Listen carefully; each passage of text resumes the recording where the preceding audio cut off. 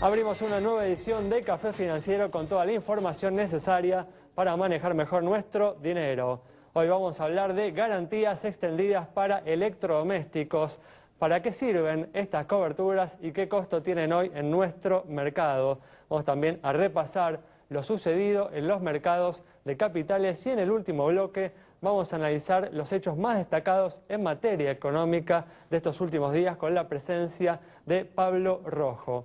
Quédate con nosotros, tras la siguiente pausa vamos a regresar con todos estos temas y vamos a responder a todas tus inquietudes.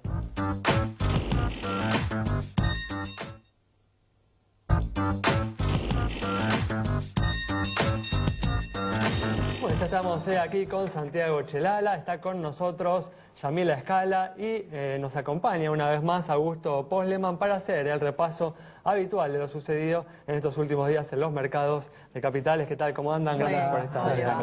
Vamos a arrancar con las noticias que tenemos para hoy. Vamos a arrancar con la noticia más destacada de estos últimos días que ha sido la colocación por parte del gobierno de deuda en dólares. El gobierno obtuvo casi 3 veces más de lo que pretendía en esta colocación. Santiago, amplía esta información. Sí, aunque el ministro haya dicho justamente hoy desde Rusia, que los bancos se quedaron calentitos, fue el término que usó, pero la verdad que en los mercados de capitales, los mercados financieros, hay un ambiente bastante optimista acerca de lo que está ocurriendo. Como vos dijiste, Ale, el gobierno pensaba emitir 500 millones de deuda, terminó tomando más de 1.400 millones de dólares de este bono Bonar 24 que tiene vencimiento en 2024 y que fue el mismo bono con el que se pagó a Repsol por la expropiación de YPF.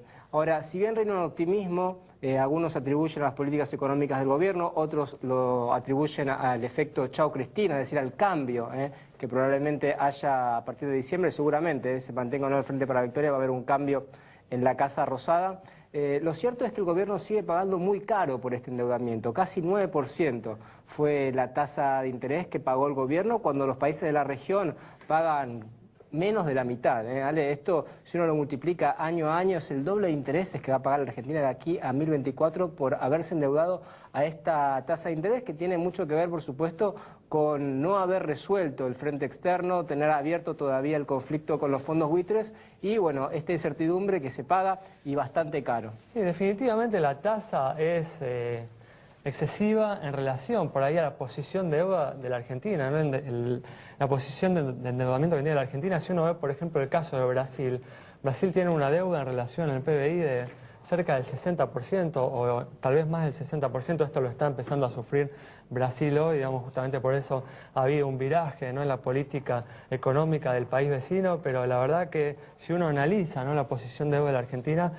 no debería pagar esta tasa de interés, así que es importante lo que vos destacás. De todas formas, también hay que decir que esta noticia seguramente ha sorprendido a más de un analista, analistas que dudaban en estos últimos meses las posibilidades de la Argentina para conseguir deuda voluntaria en dólares. Realmente aquellos que de buena fe lo hacían seguramente deben estar muy sorprendidos en estos días con el relativo éxito de la colocación. Sí, realmente fue un éxito por esto, porque superó en 3 veces lo que se proponía el gobierno, que tiene un vencimiento de 5.000 millones en octubre, que va juntando así poco a poco el dinero para cancelar ese vencimiento. Pero te doy un dato, el bono en 2024 que emitió la Argentina cotizó hoy a $105 por cada lámina de 100, es decir, que está por encima de la par. Esto te demuestra un poco que no hay ningún riesgo de default en Argentina, que los mercados no ven riesgo y por lo tanto es difícil de explicar este sobreprecio de tasa de interés que está pagando Argentina, si no es justamente por el conflicto con los buitres y lo que puede ocurrir a partir de un fallo adverso de Griesa o algún embargo de estos bonos.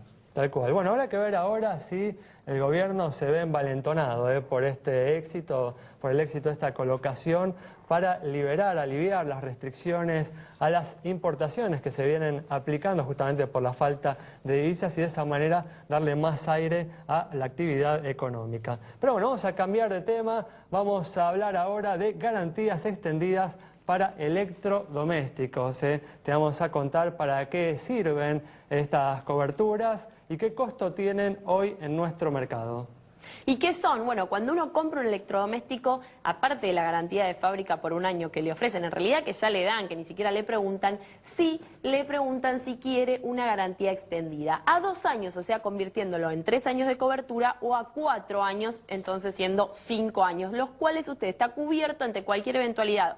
Obviamente no, si usted va y rompe el aparato, pero si presenta algún defecto, se arregla, y principalmente el tema de los repuestos, ¿no? Que tan difícil son de conseguir, más allá de las limitaciones a las importaciones, sino en lo que tiene que ver mismo con los artefactos en sí, con las marcas, con cómo varían los modelos. Vamos a presentarles las opciones y atención porque el valor es a considerar. A ver, ¿cuál es el punto? Si usted gusta de este mecanismo, si está interesado en las garantías extendidas, sea muy cuidadoso a la hora de comprar un electrodoméstico. ¿Por qué? Porque varían y bastante entre las distintas empresas que venden justamente electrodomésticos y que al momento de facturar le ofrecen esta posibilidad. Vamos a ver, sin ir más lejos, heladera Patrick HPK, ¿sí? Una heladera de unos 6.800 pesos en este momento en el mercado, como les decíamos, con un año de garantía que le da de fábrica, más los 2 de extensión, o sea, 3 años, estamos en estos valores. Esto es lo que usted va a tener que sumar a lo que paga ya de la heladera. 1.089 Garbarino, Frávega 1.184, Ribeiro 1.199,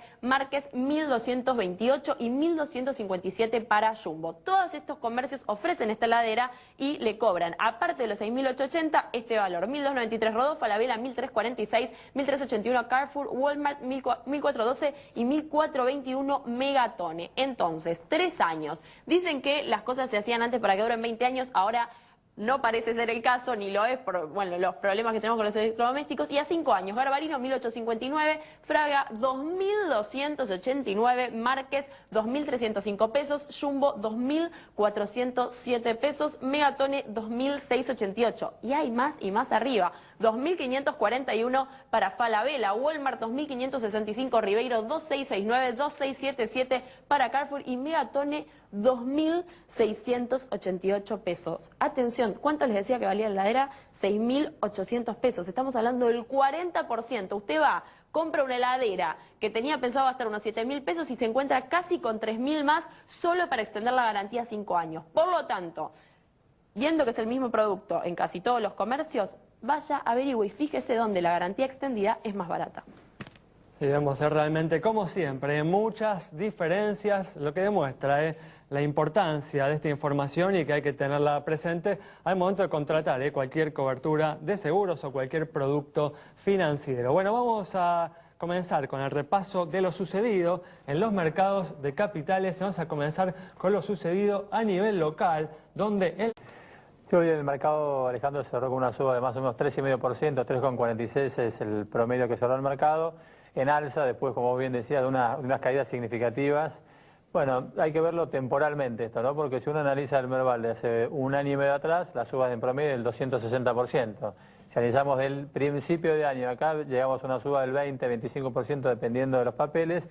Y sí, en la última semana había habido como 2 o 3 episodios, digamos, de toma de ganancias que se apoyaban más bien en algún tema político, quizás con las elecciones primero en la provincia de Salta, que fueron bastante, digamos, beneficiosas para el oficialismo, y después tuvimos una noticia por parte de la calificadora Moody's que le volvió a bajar, tuvo una nota respecto a la calificación argentina por el conflicto que hay con Grecia, que involucraría a los bonos de ley argentina incluso. Eso trajo alguna mala noticia también al mercado, que justificó, digamos, la toma de ganancias que era esperada después de una suba del principio de año hasta ahora, que había llegado al 35% en algunos papeles.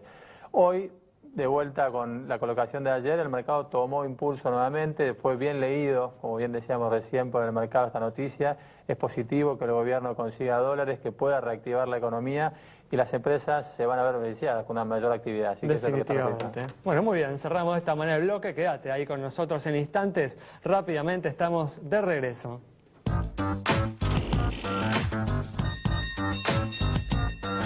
Bueno, estamos de regreso y vamos a comenzar, como hacemos siempre, a responder a todas tus consultas. Y vamos a comenzar con la consulta de Clara sobre el estado del Banco Patagonia.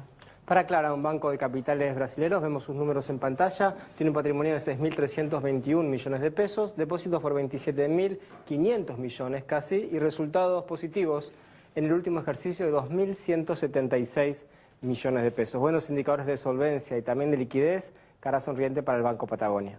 Muy bien, cambiamos de tema. Y la venta del dólar ahorro, esta posibilidad que existe de conseguir, ¿no?, para los ahorristas el dólar a un valor inferior al del mercado paralelo, viene batiendo récords mes a mes. El Banco Central se viene desprendiendo de una porción importante de los dólares que consigue para abastecer esta demanda. Teniendo en cuenta esto, nuestra colaboradora Daniela Scioffi dialogó con el público sobre esta temática. Café Financiero dialogó con los ahorristas para ver por qué creen que es conveniente esta alternativa para colocar su dinero. Podría ser, ¿Por qué? porque es más barato que el dólar real. ¿Cree que el gobierno va a incrementar las restricciones a la compra del dólar ahorro en las próximas semanas? Depende de la disponibilidad de dólares que tenga el gobierno. Y no, porque primero que no acostumbro a apostar al dólar, digamos. Es un país inestable, se acerca más a un juego de azar que algo que tenga cierta certeza para el futuro. Yo no lo suelo hacer, pero sí, es una alternativa interesante hoy. Y sí. ¿Por qué? Bueno, porque es uno de los pocos dólares que uno puede comprar legalmente en la Argentina. No estás con seguridad de que puede ser realmente una buena alternativa. El dólar siempre es el dólar. Sí, me parece buena en este momento. Seguramente voy a ahorrar mucho más en dólares que en pesos. Más si lo dejas durante un año y no lo sacas en el plazo fijo, no te cobran la percepción.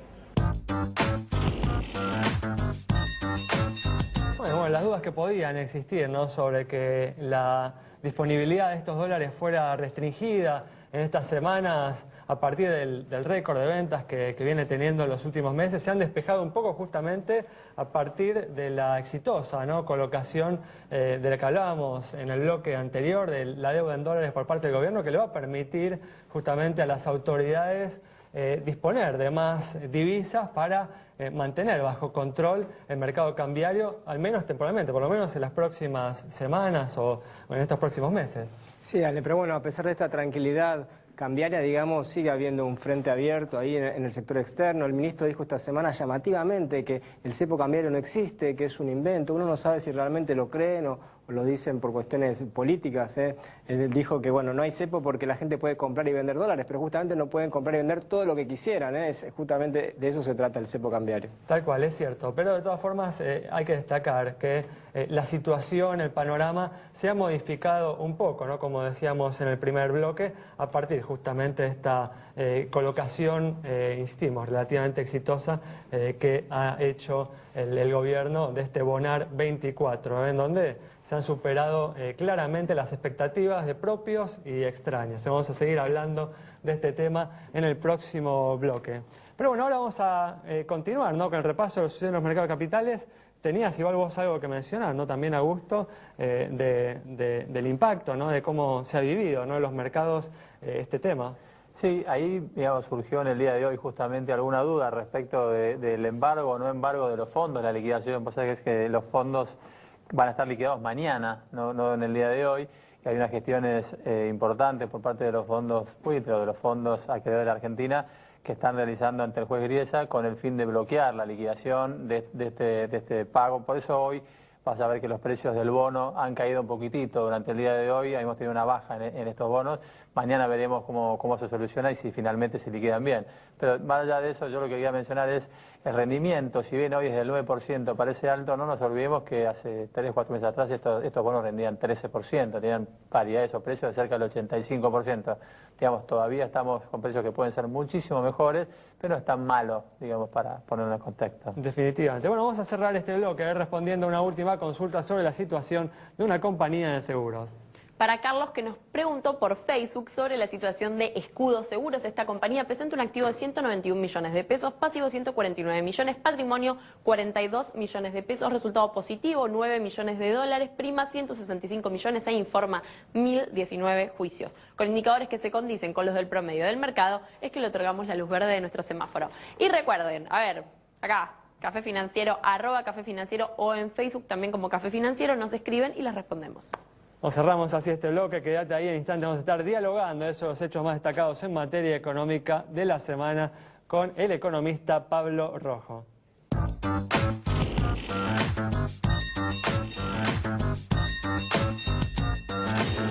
Muy bien, ya está con nosotros el economista Pablo Rojo para analizar los hechos más destacados en materia económica estos últimos días. ¿Qué tal, Pablo? ¿Cómo andás? ¿Qué tal? ¿Cómo están, señores? Bueno, gracias por venir. Gracias por la invitación. Bueno, venimos hablando a lo largo del programa sobre esta colocación, ¿no?, que ha realizado el gobierno de deuda en dólares por casi 3 veces lo que pretendía. Bueno, hablamos bastante a lo largo del programa.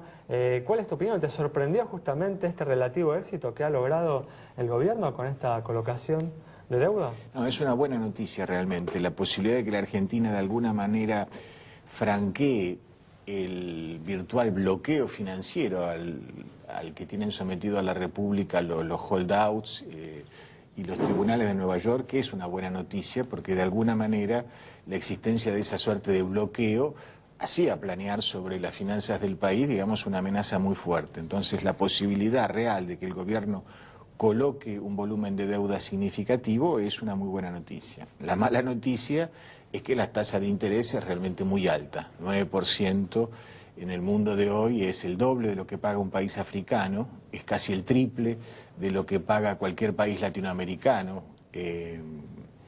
y esto para un plazo bastante corto en lo que es el mercado de capitales hoy en día, ¿no? Es cierto, ¿no?, que es una tasa de interés alta en términos relativos a lo que hoy se está pagando, pero no es tan alta en términos históricos, ¿no?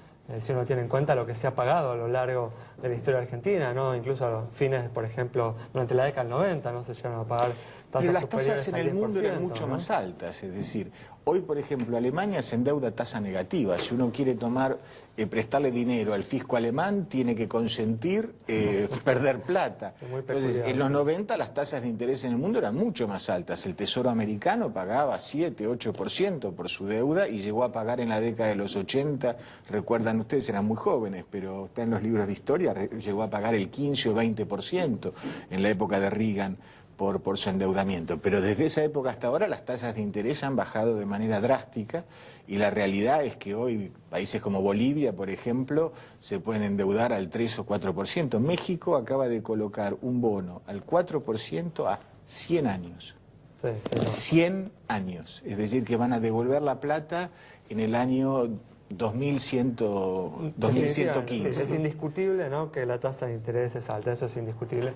De todas formas, bueno, yendo al corto plazo, ¿no?, a lo inmediato, ¿crees que esta colocación despeja un poco el panorama de acá al final del mandato, el panorama económico, ¿no? Porque hay analistas que estaban preocupados con lo que podía suceder en estos próximos meses. Da la impresión de que el gobierno se está haciendo una cantidad de dólares que muchos no preveían. Bueno, había en algunos economistas una suerte de histeria sobre esta cuestión que desconsta, que yo nunca he compartido. Creo que el gobierno en circunstancias como estas tiene la posibilidad de mantener una cierta estabilidad financiera al menos hasta las elecciones. Los datos de fondo, de todas formas, de la economía siguen siendo muy malos. Las exportaciones están cayendo, el Producto Bruto se contrae, se destruye empleo todos los meses, pero si la pregunta es, ¿vamos a tener una crisis financiera antes de las elecciones? Yo creo que la respuesta más lógica en las circunstancias actuales es decir, no va a haber crisis financiera, va a haber la continuidad de un proceso de deterioro que ya lleva 3 años, ¿no? No, pero digo, también decíamos justamente en el bloque anterior, esto tal vez hasta le da al gobierno la posibilidad de aflojar ciertas restricciones que esté imponiendo sobre las importaciones y de esa manera darle algo más de aire a la actividad económica y tener un desempeño económico mejor en estos meses que quedan. Bueno, yo espero que sí, porque realmente hay muchas industrias que hoy están asfixiadas por las faltas en los insumos, es decir, no les autorizan a importar insumos para producir insumos que no se fabrican en Argentina. Hay fábricas que han tenido que hacer paradas técnicas, suspender a su personal por falta de insumos importados. Lo que pasa es que las cuentas externas, independientemente de esta apertura que se da desde el punto de vista financiero, son bastante malas. Si uno mira, por ejemplo, el último mes, el excedente comercial de la Argentina fue de 40 millones de dólares nada más. Es decir, proyectado anualmente, cosa que sería arbitrario, pero digamos, para tener una idea, estaríamos hablando de un excedente comercial del orden de los 500, 1.000 millones de dólares por año. La Argentina tradicionalmente tuvo 9.000, 10.000 millones de dólares por año de excedente comercial. Entonces, estamos frente a un escenario en el cual se están contrayendo de tal manera las exportaciones por la pérdida de competitividad de la economía. Entendámoslo, las exportaciones están cayendo 15, 20, 30%, no por la baja de los precios internacionales de la soja, sino que están cayendo las exportaciones industriales. Bueno, no ayuda la situación de Brasil tampoco, ¿no? Por supuesto que no ayuda la situación de Brasil, pero Brasil no cayó 30%, Brasil cayó 1,5%, las exportaciones no debieran estar cayendo tanto. Lo que pasa es que tenemos un brutal atraso cambiario, es decir, la tasa de inflación está yendo muy por delante de los ajustes del dólar y eso está generando estragos en las economías regionales y en la industria. Y aparecen las cuentas externas. Entonces ahí tenemos un problema y es un problema que queda de alguna manera en manos de la próxima administración. ¿Y te parece que la única manera de resolver este atraso cambiario y la pérdida de competitividad es con una devaluación que seguramente se hará, no sé si a comienzo del año que viene, la nueva administración la hará rápido o en forma gradual? ¿O hay alguna otra manera de resolverlo que no sea devaluando? Bueno, es una pregunta con varias facetas la tuya. Yo creo que si tenemos un gobierno surgido de las próximas elecciones que genere una muy fuerte corriente de confianza, prácticamente no tiene que devaluar con respecto a los valores que hoy tiene el dólar. Yo creo personalmente que hoy los precios en Argentina están fijados no en función del dólar oficial de 8,70 u 8,80, sino en función del dólar paralelo. Por eso el gobierno no quiere que el dólar paralelo se le dispare y consiente vender dólar ahorro por 400, 500 millones de dólares por mes. No lo hacen porque son idiotas, lo hacen porque saben que si el dólar paralelo se les disparan los precios domésticos. ¿Por qué? Porque desgraciadamente los agentes económicos fijan los precios domésticos en función del dólar paralelo, no del dólar oficial. Porque el dólar oficial además es muy escaso. Sí, por expectativas. La gente piensa que ese va a ser el valor futuro y ajusta.